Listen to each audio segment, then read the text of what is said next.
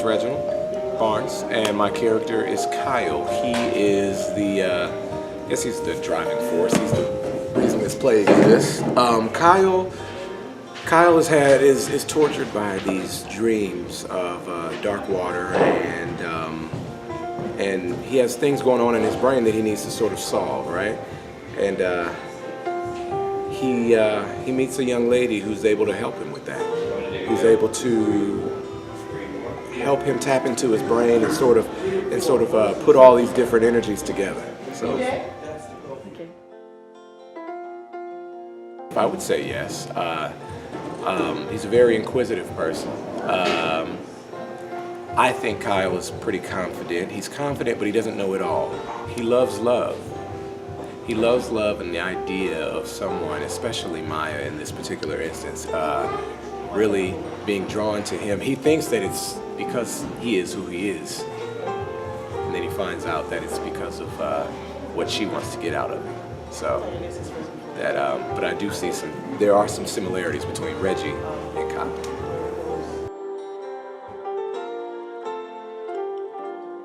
I believe in deja vu, I believe in different energies, I kind of believe in reincarnation. I do believe though that we have other parts of our spirit that are living in other parts of the world that are, we're timeless. We're timeless. This is kind of about our souls as opposed to our physical being. So yeah, I do believe that.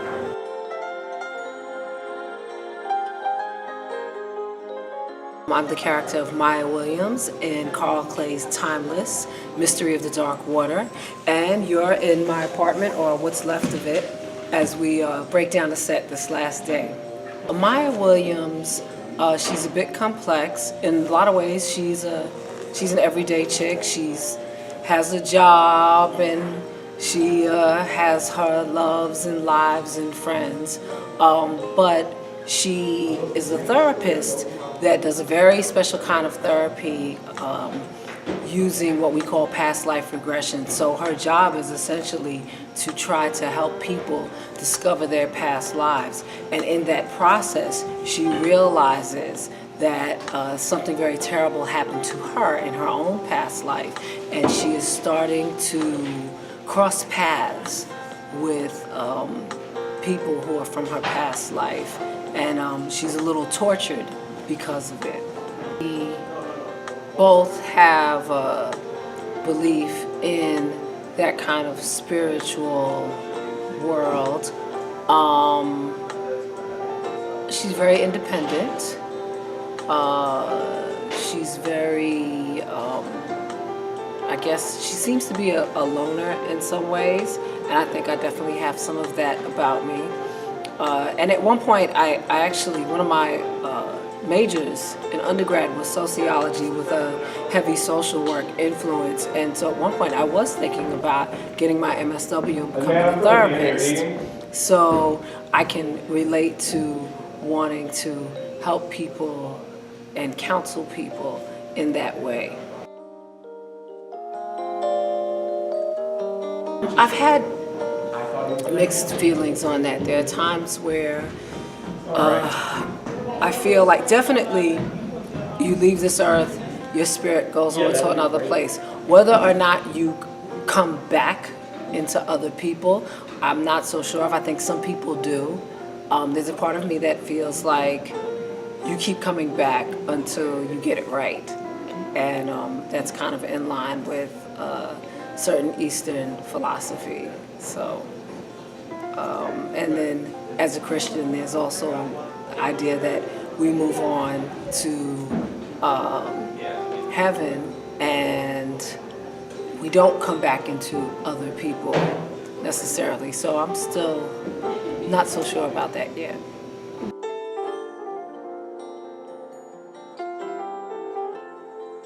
He's a sort of laid-back, experienced veteran cop who, I mean, without saying anything else, he's actually the killer from the past life.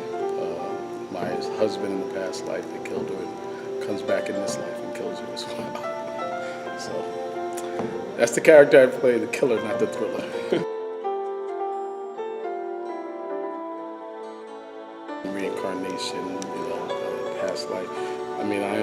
a stout Christian, a believer in Jesus Christ. I believe that our spirits do travel together once we leave here.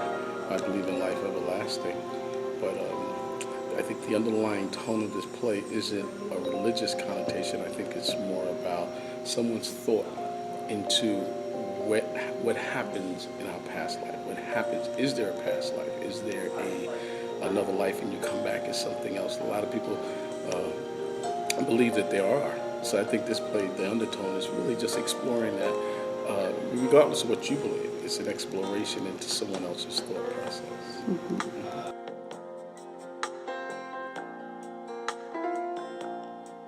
My character, I play the bartender, and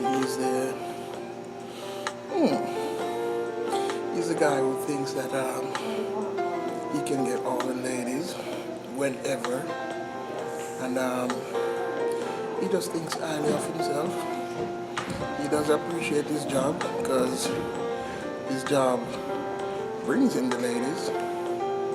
So I think he brought a lot of flavor to the play based on what it was really about. So he's really, I consider him the life of the party, per se.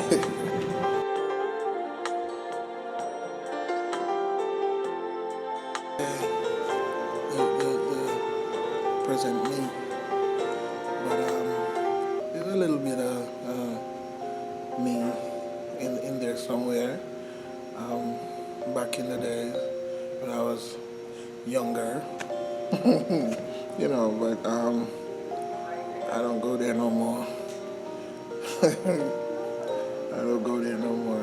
I'm blessed.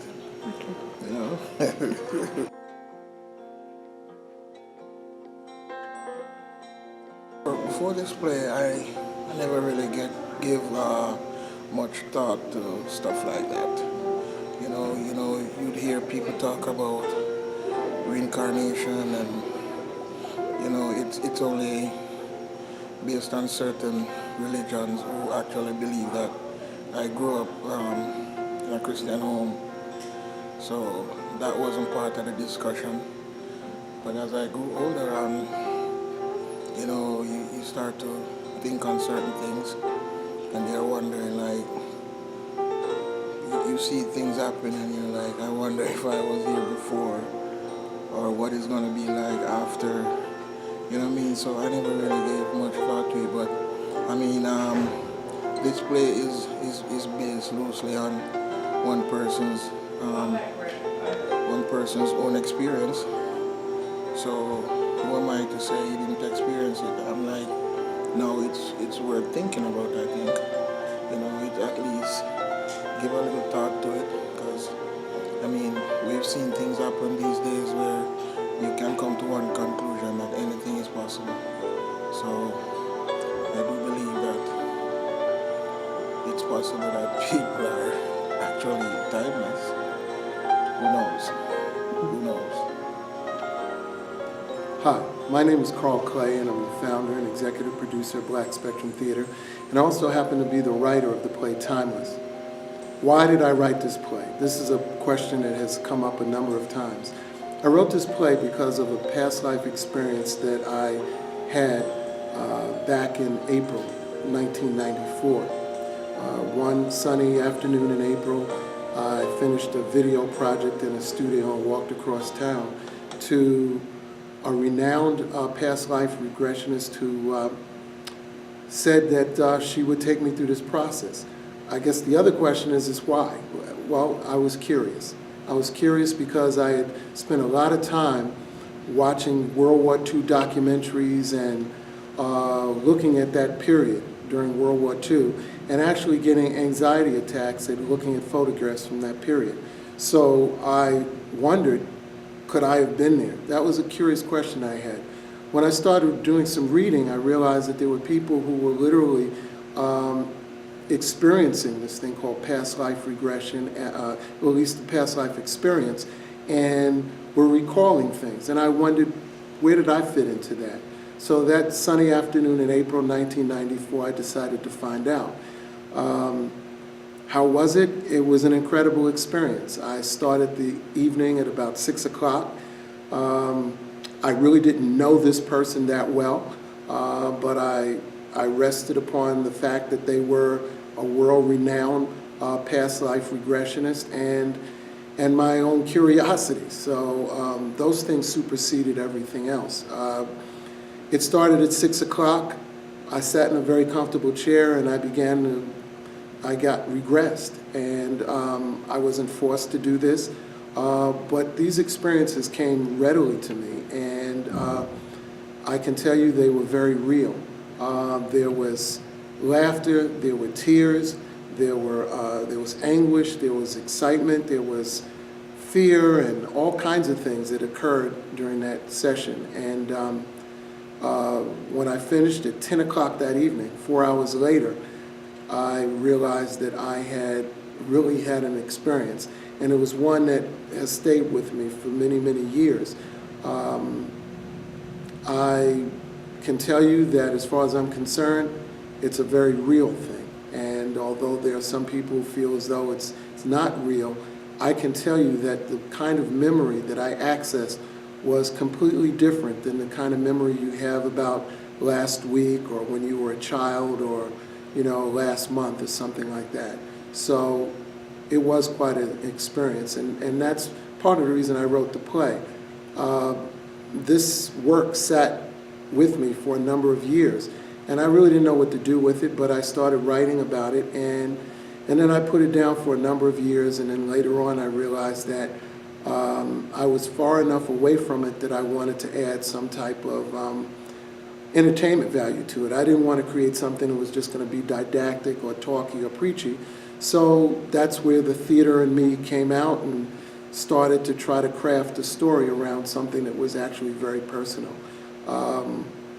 Some people have asked, well, all those experiences, the things that you experienced, the answer to that is no, not to my knowledge. I just think it's a very real thing.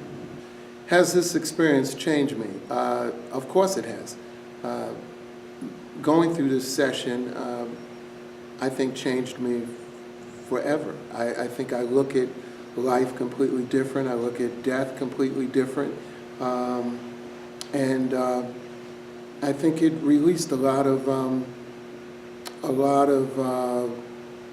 more, it released more questions in me, but I think that's a good thing. A lot of people ask me about the ending of the play, and all I can say is that I think the ending is real, and I think that this idea of one carrying a mission from one life to the next, which is another area I've been asked about, I think is very real in the fact that if a person leaves this planet in a certain way, with a certain thought, or in a certain situation, I think it does have an impact on their next life. And so to answer that question about can you carry a thought and an idea forward into another life, yes, I do believe that that's true. There's a lot of talents that mankind has. We watch singing contests on TV. We watch dancing contests, Dancing with the Stars, Voices, American Idol. These are all contests to basically find out how much talent a person has in their voice, in the physics of their body, or some skill that they have. I think it would be interesting as we go forward in time to learn about how we might also have some incredible talents that we don't even know about. One example is a TV show by Stan Lee, the guy who created Spider-Man. And he had a show called Superheroes. And he went around the world looking for people who had superhuman abilities that were undiscovered.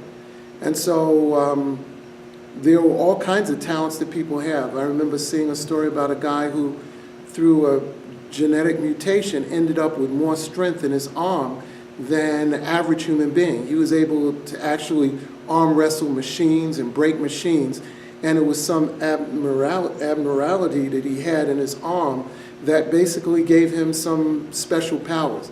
I think the same is true when we look at the psychic world and the world of what the things that we can't see. I think there's a lot of things to be discovered there. It will be interesting to see how many talents people have in these other areas. So there's a lot of room, I think, for understanding. To quote one of the things in the play, one of the detectives says to the other, do you really believe in all this psychobabble and past life regression stuff? And the other character comments, and he says, I believe in God, but I also know on God's watch 500 years ago, people thought that the world was flat, and in fact it was round. And maybe life is round, and maybe people do come back, and that life is timeless. I think that's very true, and I think that 100 years from now, it's going to be interesting to see what it is that we might have skirted or disbelieved that becomes in fact and reality later on. My play Timeless was ultimately written to make people think and to question and look beneath the surface of some things that we might have always believed.